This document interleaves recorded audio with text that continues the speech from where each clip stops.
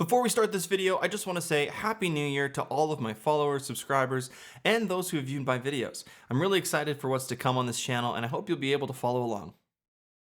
So here's a question. What does Ariana Grande, Ed Sheeran, Harry Styles, and JVKE all have in common with ancient Rome?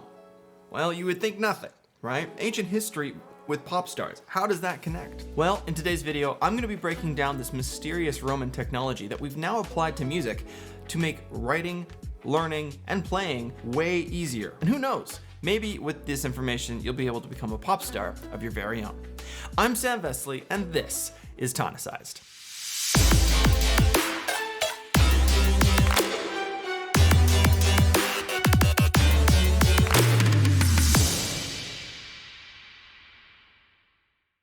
So before I dive into this video, I do want to say that there are going to be some elements that I talk about today that are incorporated in some of the previous videos I've posted on this channel.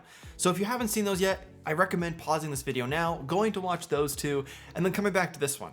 Trust me, you'll thank me later. There's a lot of weird kind of nuances that I'm going to be referencing, and if you haven't seen those videos, it's going to sound like I'm speaking a totally different language, especially if you're new to this whole music theory thing. But if you've already watched those videos, we're ready to dive into the mysterious Roman technology that we've applied to music called Roman numerals. The origins of Roman numerals are speculated to have originated in Italy, where shepherds would use sticks as a way to count their sheep. I mean, that's smart, because if you're counting sheep just with your eyeballs, you're gonna fall asleep. That's kind of how that whole saying goes. If you're trying to sleep, count sheep. Like, they were onto something there. Gradually, this counting method morphed into what we call the Roman numeral system, used by ancient Romans throughout the peak of its power for mathematics, sciences, and calendar dates. In music, we use Roman numerals as a way for us to distinguish different positions and different harmonies within a scale easily. We also use Roman numerals as kind of a way to memorize specific patterns of harmonies so that we can play them easier in different key signatures. Personally, I think this is the most important thing you can learn in music theory because it's so versatile. You can use it for songwriting, you can use it for composing, you can use it for song learning and notation learning. It basically all comes down to patterns, and these Roman numerals give us ways to memorize those patterns so that we can open up our musicality and get better as musicians as a whole, no matter the instrument. So let's quickly review how Roman numerals work for those of you who may have never seen a Roman numeral before. Roman numerals are a clever numbering system that uses specific symbols to associate specific values to numbers as you count up. So for example, 1 being I, and 2 being I, and 3 being I. It's pretty straightforward for the first three. The symbol for 4 is IV, and the symbol for 5 is V. 6 would be VI, and 7 would be VII. Now, of course, there are more Roman numerals out there, but in music, we only use 7, which pretty lucky, if you ask me. We're associating these Roman numerals to positions in a scale. So let's take a look at this one, C major scale. Counting all of the note names, we have 7 different notes. We exclude the last note, of course, because it's the same as the first note if you were going up to repeat the pattern, so we just avoid any unnecessary repetition. Now that we've done this, you can start thinking about the letters as position numbers. So C being the 1, F being the 4, A being the 6, and G being the 5. So instead of saying C, F, A, G, I could just go 1, 4, 6, 5 and have the same result. Now, of course, there's more to it than just that. We have to add another step here before we start becoming famous pop musicians. So let's talk about how we can make these Roman numerals major and minor. All of the Roman numerals that we have right now have been written in uppercase letters, so they look pretty big. But we actually have some Roman numerals that will be lowercase. And in music, a lowercase Roman numeral will indicate a minor chord or a sad chord, whereas the uppercase Roman numerals show it will be a major chord or a happy chord. But this begs the question, how do we know which positions are major and which positions are minor? Or is there another type of position? Is there diminished and augmented? To figure this out, we have to come back to the circle of fifths and apply it to our scale while building chords. I'll show you what I mean. We can establish if a chord in our Roman numeral sequence will be major, minor, or something else entirely by using the key signature of each specific note in our scale and merging it with our home key, or the key signature of the scale we're using.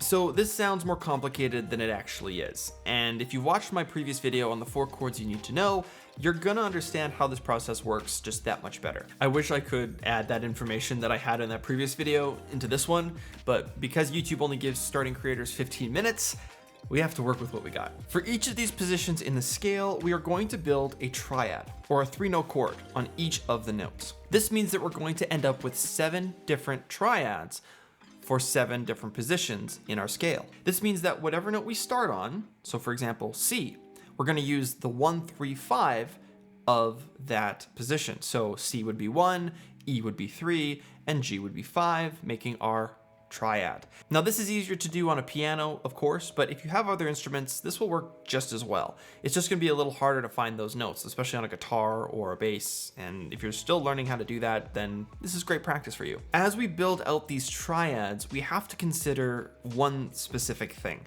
We have to think about the key signatures of each of these positions. Starting on C, we can build a C major chord using the 1, 3, 5 of that particular scale. This means that if we were to play a chord on C in this key signature, it would be major. Moving to our second position, we have D. D major's key signature is F sharp and C sharp. So if we were to build a major chord here, it would be D, F sharp, and A, 1, 3, 5 of the major key of D. But because we're in the key of C major, we have to change our chord, moving the F sharp down to an F natural, fitting it into our key signature of C major. This means that we now have position 2 as a minor position, as we've lowered the third position by a semitone, or a flat 3, making the chord a minor chord, 1, flat 3, 5. This is where Roman numerals are really, really cool, because it shows us immediately what type of chord it's gonna be, and lets us play that chord without having to think too hard about which notes we have to change. It's really efficient. Let's move on to position 3. In the key of C, position 3 is going to be E. And to build a major chord with E, we have to use E major's key signature, which has 4 sharps, F, C, G, and D. Now it may seem like I'm adding an extra step here, but the reason I'm using the key signature of the note that we're starting on in the position that we're starting on is because it shows how the note is changing in order to create the chord that is our end result. So going back to E, we've used E major's key signature, we've built a major chord, we now have E, G sharp, and B. But because we're in the key of C, this is going to trump all the work we've done up until now and lower that G sharp down to a G natural, making the chord a 1, flat 3, 5, making it a minor. So you can see how important the circle of fifths is here for this process, and knowing which notes are going to be sharped or flat will have a different effect on different key signatures as you work through this process. So make sure you get really comfortable with that circle of fifths. So now we have the third position, which is a minor chord, and we demonstrate this with a minor Roman numeral, or a lowercase Roman numeral for position 3. Position 4 in C major, we have F. F major's key signature has 1 flat, B flat, and so when we build our triad, we have to use that B flat. Lucky for us though, using the 1, 3, 5 in the key of F, we have F, A, and C, which are all a part of C major anyway, and we've avoided that B flat entirely, so nothing has to change. This means that the Roman numeral position is going to be a uppercase 4, or a Roman numeral 4 with no changes whatsoever. And this means the chord is major and everyone's happy. So sometimes you're gonna have scenarios like this where some of the notes don't even have to change because they already fit into the mothership, or the key signature that we've started with. In this case, the key of C. And F major kind of has similar notes, so it worked out that this chord is now a major chord. Moving on to position 5, we have G. And to build our chord here, we're going to use the 1, 3, 5 starting on G, meaning we have G, B, and D. Lucky for us, the key signature of G major is F sharp, so we really don't have anything to worry about here as well, because we've only used 1, 3, 5, and we haven't even gotten up to that F sharp yet.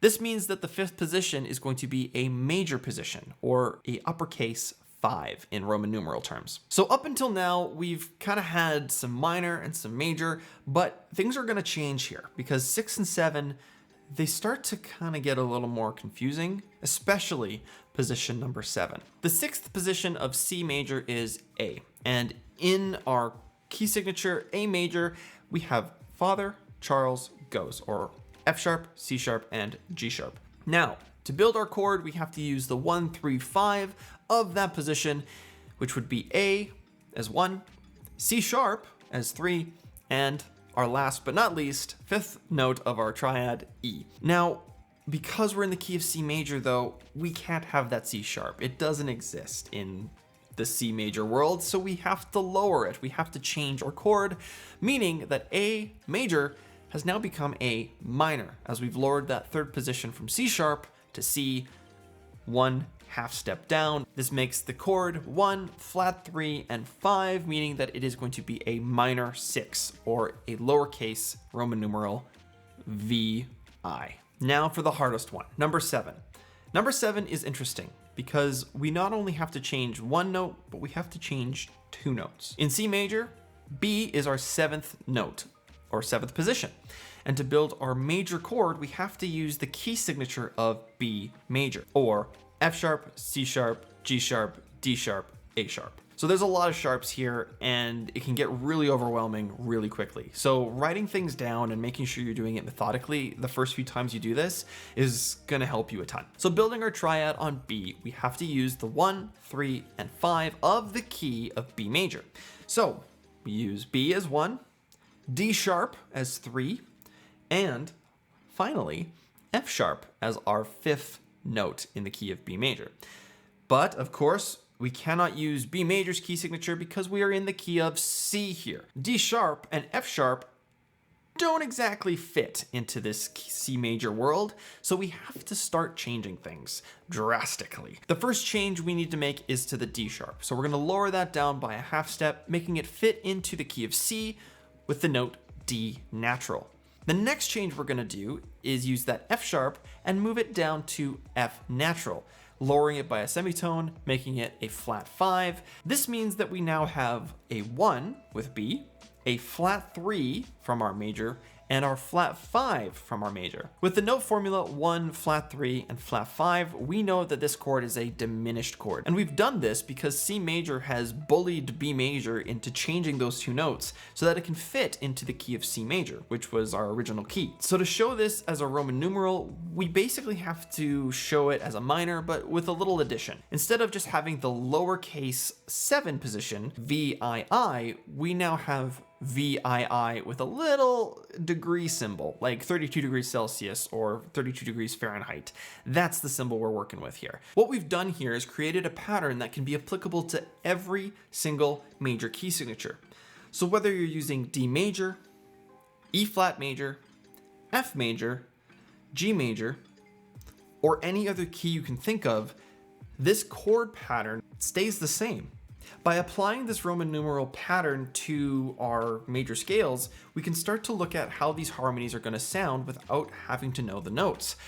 Whether this chord be major, minor, or diminished, you're going to know before you even play it. And it's really nice because all you have to memorize is the position in which you are away from position number 1.